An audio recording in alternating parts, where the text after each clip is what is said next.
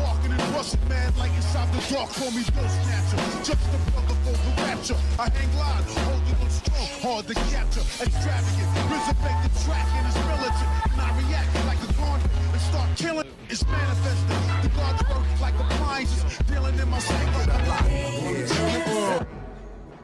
What's going on, everybody? It's your boy Naruto Explained here, and today I'm going to be joined by Anime Balls Deep to discuss whether or not Code is a terrible villain, what needs to be done to fix him as a villain, and how to redeem him as he goes along his villain's journey. To say Code fans have been in grief counseling after the last manga chapter has been a bit of an understatement, because so many fans have said that they flat out given up hope for the character, and their faith in Code has expired faster than Ada's dried up when Code confessed his love for her in the last chapter. Code has gone from a villain with high expectations to being in danger of being the Boruto version of Dante, which all my fellow Black Clover fans know you never want to be compared to Dante. Dante wasn't just a simp. He was a character who went from high potential to being the Konohamaru of villains. So what we're going to do now is we're going to look at what it is that actually makes a good villain, and then I'm going to turn the video over to Anime Balls Deep to discuss whether or not Code has actually hit these boxes. So as we all know, a strong villain can either make or break your story. As a writer, you want to make a great villain who should be strong and a worthy adversary to your hero. They shouldn't be weak and easily beaten, nor should they be so powerful that they can be defeated by a random chance or an act of God moment, which we as anime fans like to call ass pulls. A good villain needs to have the 5 following traits. Number 1 is powerful, especially in a battle shonen. However, power is more than just physical might. Power can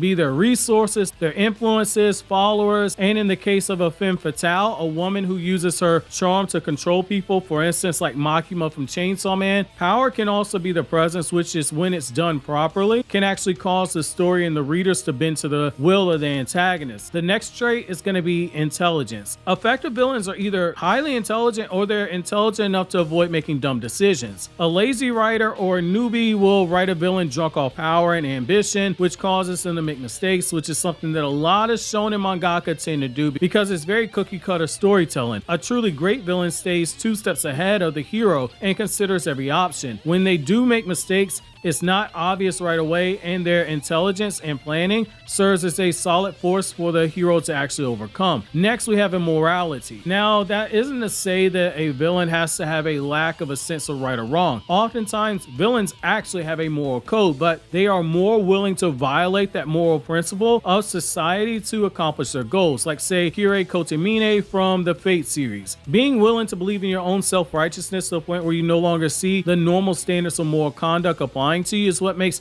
a morality in a villain works so well. In Naruto, we saw this in how Nagato's goal for peace meant kidnapping and murdering Jinchuriki as a means to an end. Then we have a villain's pain, the wounds that they carry. This can be something physical like Anakin Skywalker missing limbs and needing the Darth Vader suit, or it can be scars like you see on the face of the Joker. However, some of the most compelling villains are those who have emotional and psychological wounds, like say Shigaraki from My Hero Academia, or Makoto Shishio from Rurouni Kenshin, or Naraku from Inuyasha. No human is born a monster, but instead they're turned into one due to the damage done to them. It's how they go from an innocent child to a homicidal maniac. It doesn't have to be shown in a flashback, it can merely be something that's hinted at. That being said, there's nothing wrong with being evil for the sake of being evil, like say Frieza from Dragon Ball, but even Frieza had a wound that was hinted at. His paranoia about the Saiyans getting Zenkai boosts in power after the near-death battles and the potential of a Super Saiyan being created ultimately led to him destroying the planet of Vegeta with no hesitation, which led to his defeat on Namek by Son Goku, so earned. Finally, we have drive, which is what separates memorable villains from lackluster villains. Their drive to achieve their goal has to be something that makes them never want to give up, unless the narrative setting up the villain in order to be redeemed. In The Lord of the Rings, Sauron of Mordor was so driven to conquer that he viewed his body's destruction as being a setback. Aizen from Bleach was willing to plot for hundreds of years for his goal, and once the pieces came into play, there were no lines that he wouldn't cross, and the same thing when it comes to the final villain of the series, Yhwach. The drive of a villain is what makes the hero standing up to oppose them such a great conflict, but it has to be done right. Which brings us to the question, is Code a good villain? Does he have the potential to be a good villain? Where are we at currently? And that's why I'm going to turn it over to Anime Balls Deep.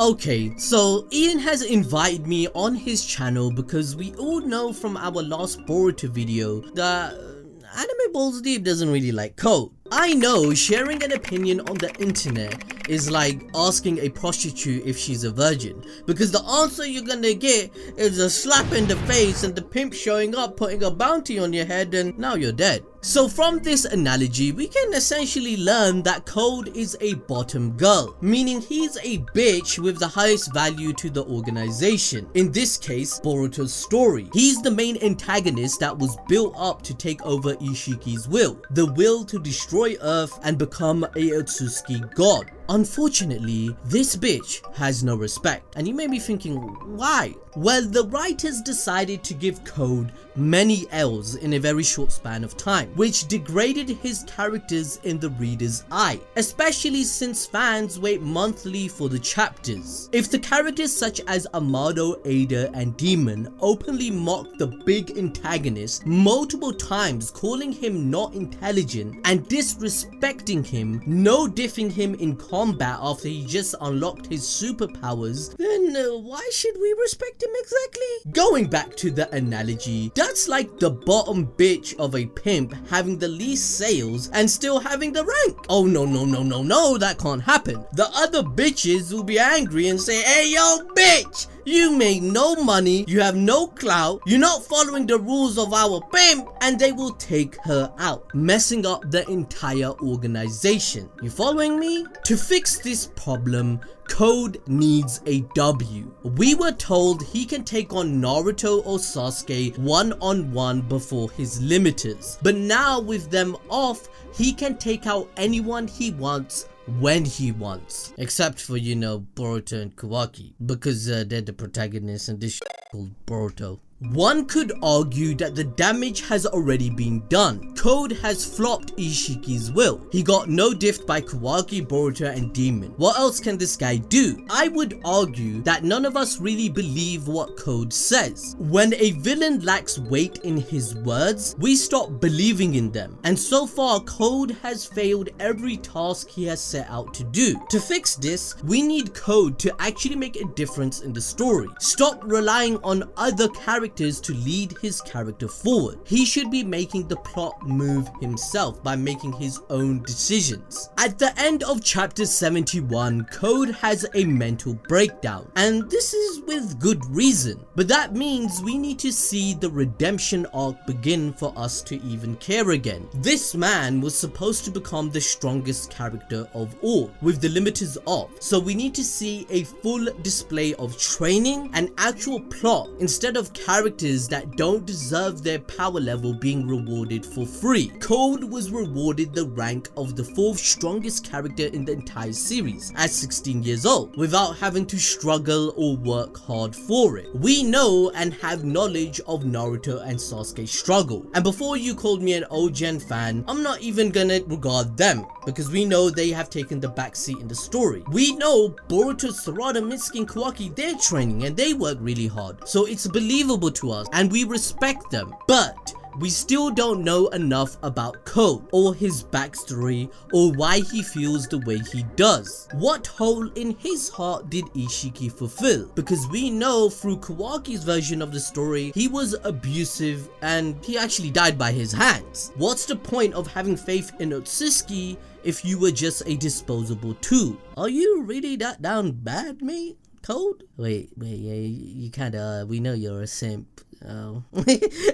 But I digress. This is the problem and why readers don't respect him. Getting a W from killing someone isn't the only way, and people will only get even more angry if this guy kills Naruto or Sasuke because he doesn't deserve it. We need to know why Code is who he is and use his own plot to carry the story forward rather than leaning on others to support him. And that's when we have the dilemma of Code. There are a few roads that this this character can take. One of the questions is whether or not his journey for revenge will be overshadowed by other plot lines. Code's journey needs to be strong enough to stand on its own 2 feet so that when he does build himself back up, as Adil just suggested to you, he's able to be a strong enough of a force that can stand up against our series protagonist Boruto, as well as his helpers in the form of Kawaki, Naruto, Sasuke, Sarada, Mitsuki, and etc., but also impose a clear threat to Boruto, regardless as to if Ada and Daemon are inside of Konoha as allies. If Code doesn't become the strongest piece on the chessboard, then he must at the very least become the most dangerous piece on the chessboard. Someone whose very presence makes both the characters in universe worried for their lives and makes the readers unsure if the main cast is going to be able to survive his wrath, similar to how Ishiki, Kaguya, and Madara each provided such a strong presence that for a time their defeat seemed impossible to even fathom. Code is where Shigaraki was, where he'd been taken out so much and disrespected so often that he didn't seem like a legitimate villain to worry about. He came off like a joke villain. However, while Deku and his classmates grew more powerful and fought against other stronger villains, Shigaraki was in the shadows doing what needed to be done to make himself that same legitimate threat that we see in the manga currently, who has become so powerful that not even someone as powerful as Endeavor could have hoped to take him down in a one-on-one fight. Code right now has that option as one of his roads to redemption, where he can go from being a joke villain to being a legitimate threat. But as Adil said, we need something to emotionally anchor ourselves to Code, similar to how Shigaraki has more than one emotional anchor that allows for readers to understand him and for the insane few such as myself to actually root for him each and every chapter. Where Code's journey goes from here, we won't ever know, but what I do know is that if you haven't already, make sure to check out Anime Balls Deep's channel, because that Balls Deep prediction jutsu is unrivaled and we gotta get those boys to 10 million subscribers. But thanks again to Anime Balls Deep for coming onto my channel. Click here to check out Anime Balls Deep's channel and click here to check out some of these throwback videos on my channel as well.